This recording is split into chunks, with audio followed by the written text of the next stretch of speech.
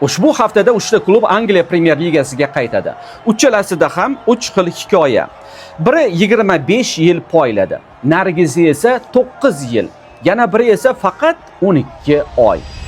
Coventry Championshipda birinchi o'rinni egalladi. Qaytish o'yinida esa eng yaxshi to'purarning maydonga tushishi hali ham so'roq ostida turibdi. Hull City'ning bu yerlarga yetib kelishi ham oson kechmadi. Buning uchun ular Premier Ligaga o'tish turniri finalida 90+5-daqiqada gol urishlariga to'g'ri keldi. Ipswich esa bir mavsumning o'zidayoq qaytdi Premier Ligaga.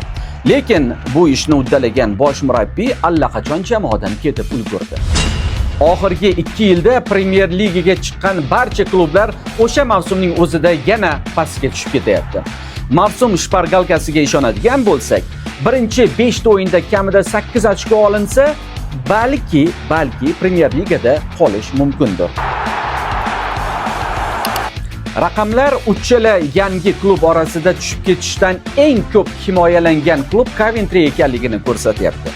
Yana shu raqamlarning o'zi Hullning tushib ketish ehtimoli eng yuqori ekanligiga ishora qilyapti. Lekin bu Angliya, bu uchala klub qolib, boshqa tagi baquvvatlar ham tushib ketishi hech narsa emas. Yangi mavsum, 3 ta yangi hikoya. Taqiqga o'ting, chunki haqiqiy sinov mana endi kelyapti.